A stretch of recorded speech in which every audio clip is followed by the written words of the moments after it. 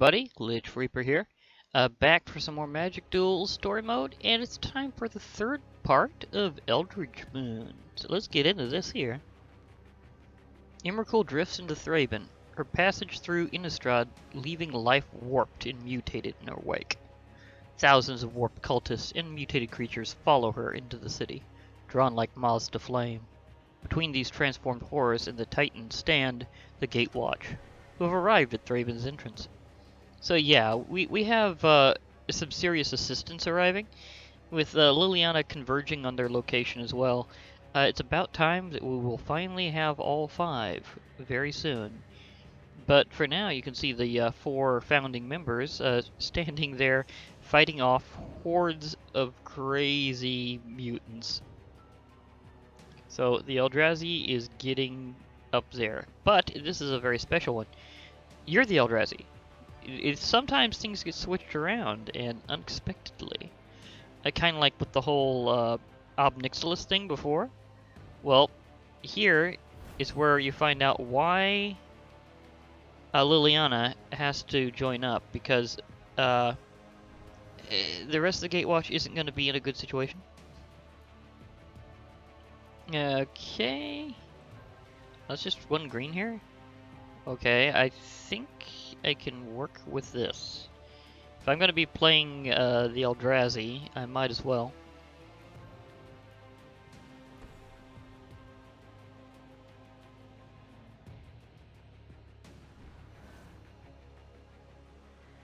Okay, this is predominantly... oh, I tapped the wrong one.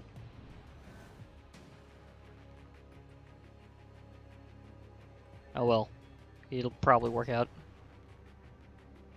If it doesn't, there's always the reset.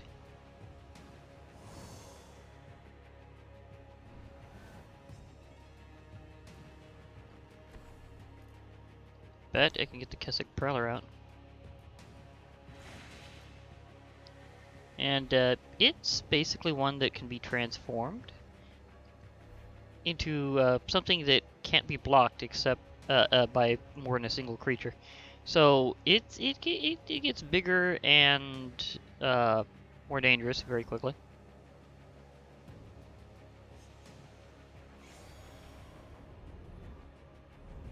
Okay, they didn't attack. Kind of surprised. I had Pilgrim's Road. It has Renown.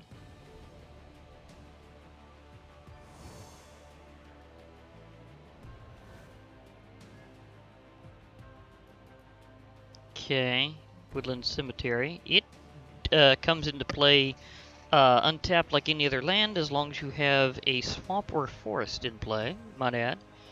I can put this out later, but I need to get rid of that. Because it has Renowned, and that means it can grow in power. So I'm using the Murder card to just simply slate instantly. So goodbye. I'll skip my attack again. How much is that to transform? 4 generic and 1 green. Okay. So I need to have 5 lands out. Ish. I mean, this will give me a little extra, because it can generate green mana.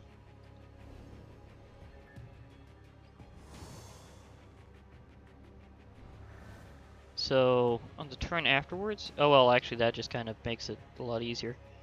Some of these are pretty heavy, so... I'll go ahead and put that out. It'll come into play tapped, but that's okay, because I won't be able to do anything till my next turn anyhow.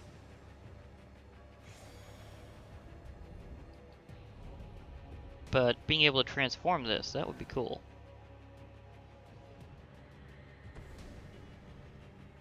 Oh, Savage Alliance. Escalate. You can pay additional. You can pay 1 additional for each mode chosen beyond the first. Choose one or more target player controls. Darn lips. Creatures target player control gain trampled until end of turn. Savage Alliance deals 2 damage to target creature, or Savage Alliance deals 1 damage to each creature target opponent controls. So this could be a serious burn. They went heavy.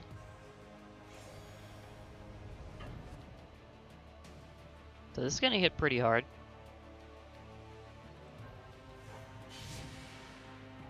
Well, kind of.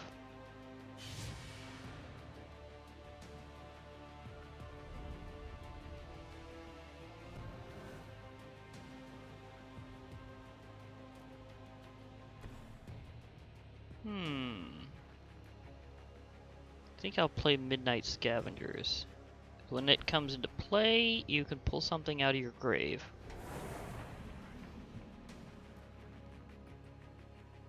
So I'm taking back my Prowler.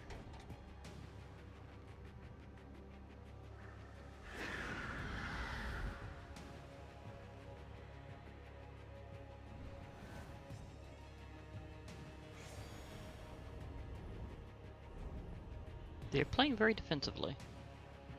Faithbearer Paladin has lifelink. And it's a 3/4. It's pretty decently sized.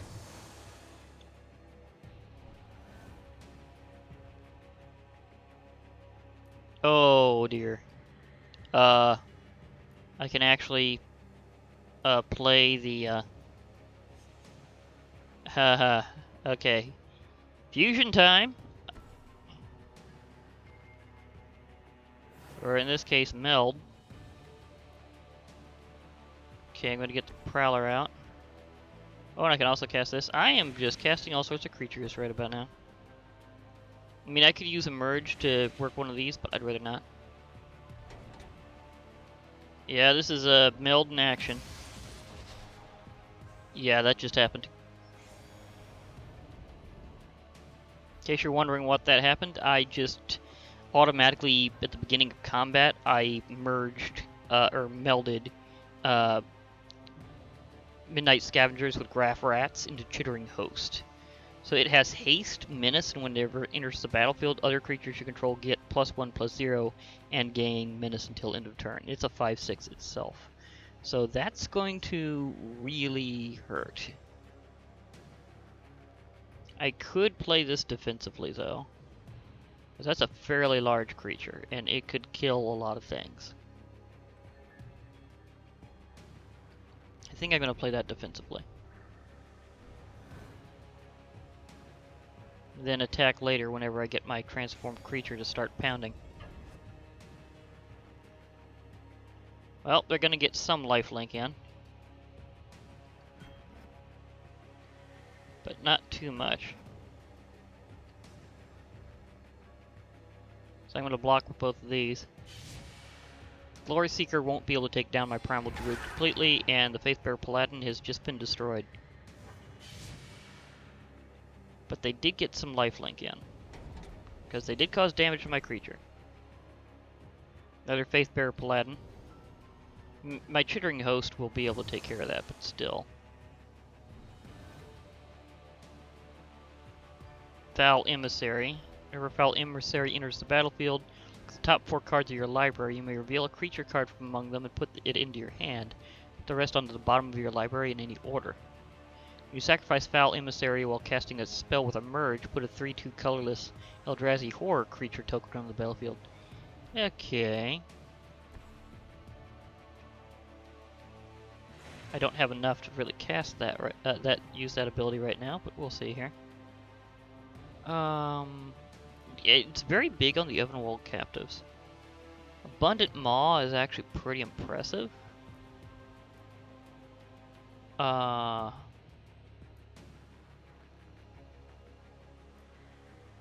Think I'll actually take that.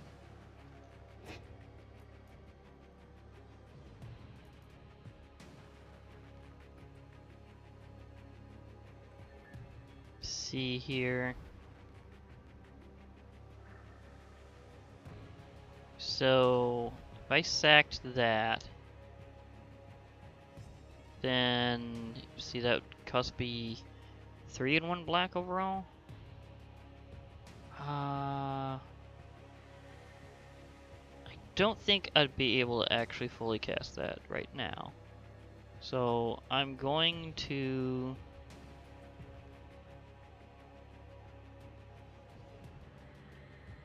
wait, because they still have that Paladin again.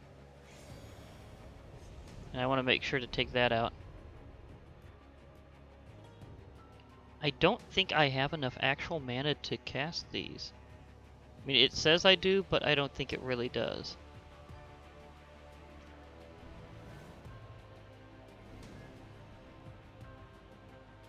Collective Defiance. Oh wait, what did that say? Because that wasn't the same one. Escalate. Target player discards all the cards in his or her hand, then draws that many cards. Deals 4 damage to target creature, deals 3 damage to target opponent. Okay, this might mean that things get a little...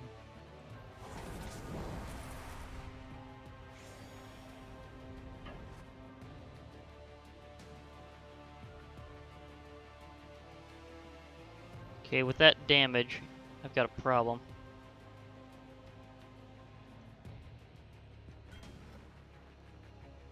But I can kind of slow it down.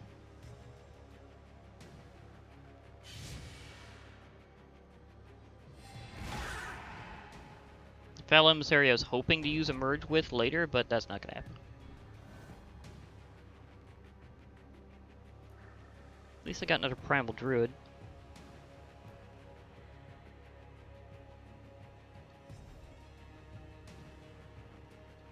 I think it's time to do this transformation.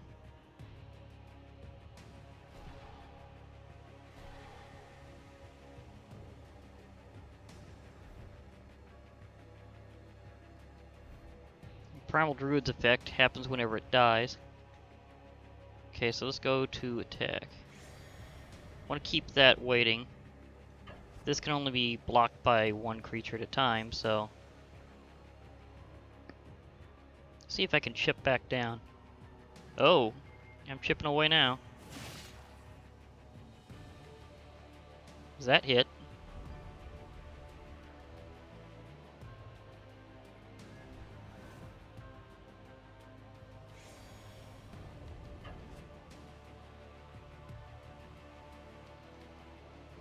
Need to get past their lifelink. I mean, there's reasons why I like playing lifelink a lot myself. It's very useful.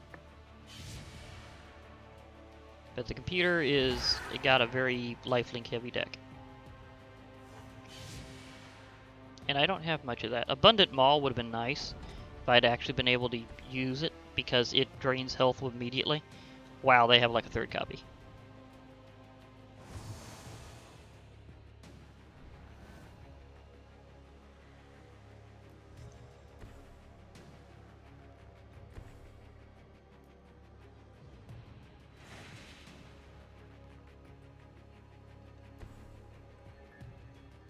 I'm going with a merge, and I'm playing this Primal Druid. So I get to use my ability to get a basic land card. I think I'm going to go Forest. And I get a couple of token creatures here at the same time. So it all kind of pop together. They're insects. So we have little bugs here.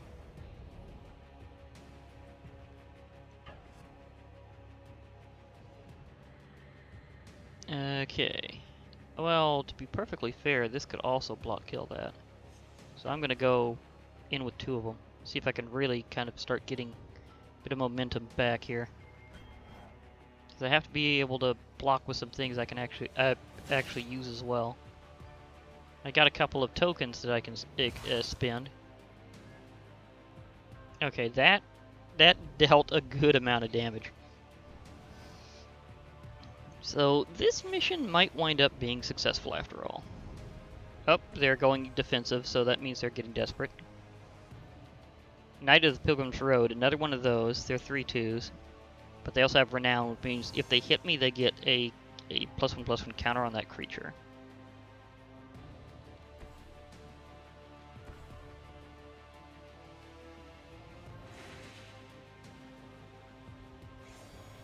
Okay, my Sinuous Predator will be able to at least kill something. Because they can only try blocking it one at a time. Okay. They're not going for it. This thing's just going through.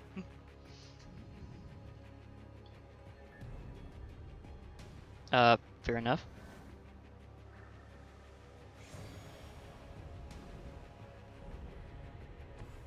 Okay, they're still playing really inspiring captain. Whenever it enters the battlefield, creatures control get +1/+1 until end of turn.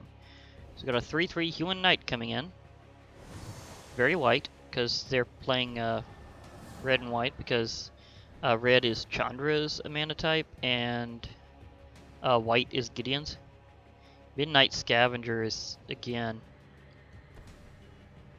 Okay, let's see if we can pull something back from the grave. Foul Emissary or... See, what is this one's other form? I'm trying to remember. Oh, you can add extra mana to your mana pool. I might go that. Primal Druid, darn lips. Primal Druid is good because, like, whenever it dies, you get extra land. But in Foul Emissary, if I have something else with a merge, I could use that. But Ovenwald Captive, how big was that actually? Whenever it transformed, 4/6. That's actually pretty good. So I think I'll take Ovenwald Captive.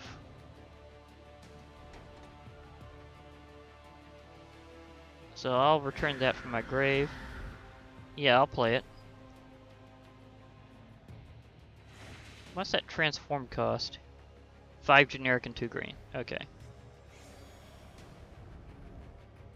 So I definitely need that. Okay, let's do this again because the Sinuous Predator is the one thing that can get through reliably. Because they're going to have to start blocking with something periodically now. So they're getting desperate. There goes the Glory Seeker.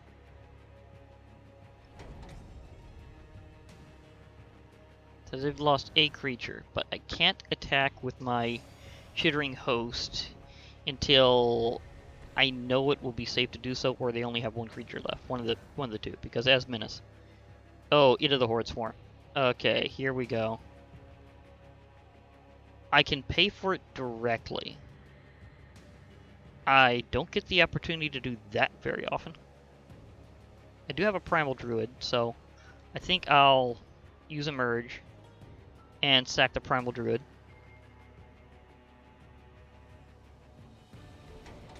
And then I will also get myself yet another land.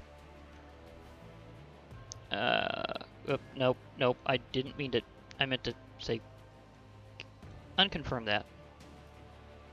Thank you. Thank you. I was gonna say, I got a forest last time, I'm getting a swamp this time. I mean, this is a 4/4 Eldrazi in and of itself. That's actually pretty impressive. Okay, I'm automatically in attack mode. And obviously my Sinuous Predator is the only thing that's safe to attack with right now. But they are losing creatures. So that one just went.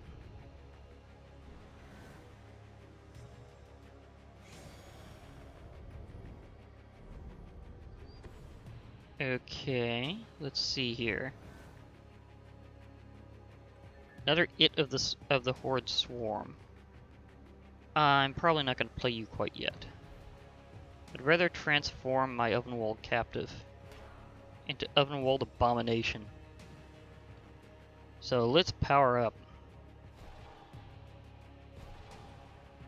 It's now a 4/6 creature.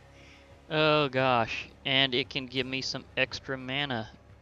So because it transformed, because it was already on the field, it's already able to be tapped and able to attack. So I'm clear for that. But the question is, do I want to sacrifice something else? I do have another Primal Druid. Let me see here. That would be 3 and 1 green. No. That would be 2. That'd be 4 and 1 green. BC.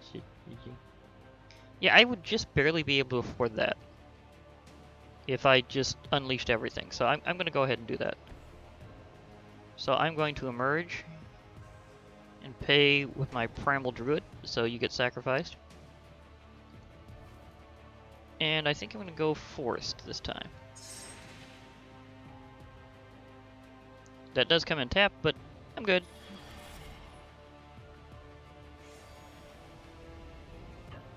Okay, Sinuous Predator, you know what to do. I guess I could go Overwhelming Force, but not exactly my thing as much. Although it will be pretty safe to do pretty quickly. There goes the Paladin. They gain a little life out of that, but it is gone now. But it's been sent to the grave.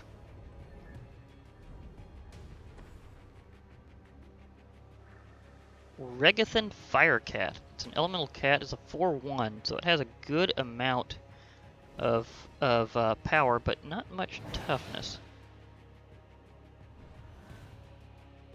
Like, at all. It's got like a toughness of 1. Well, they have got 3 blockers. I've got these Into the Horde swarms, so... So let me swarm the living tar out of them. Perhaps the Daytac tar, I'm not sure if I'm going to go for that, but why not? Okay, going that way, and I'm going to save my mana source over here. And just in case I can get another Graph Rats to fuse that, I might want to hold on to it.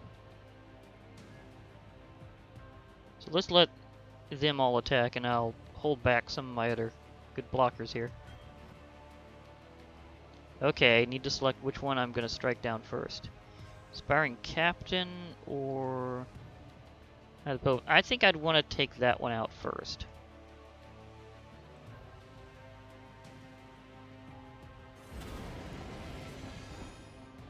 Okay, I lost one... Okay, I've lost one I'm losing 2 Eldrazi fighters in exchange. They lost some. But then these attacked, and it kind of... Because there were so many things attacking, it kind of skipped the animation.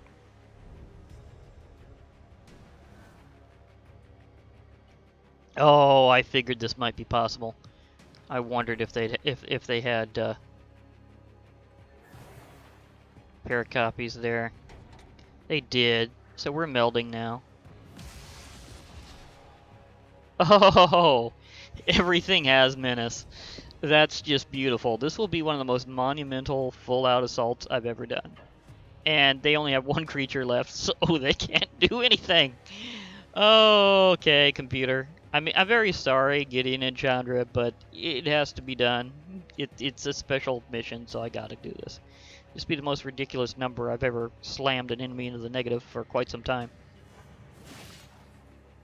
I mean, there was one time in an actual game where it got resoundingly negative, but that's because they literally couldn't lose, and I couldn't lose, so I just kept pounding their life points until it was like a negative 120 or something.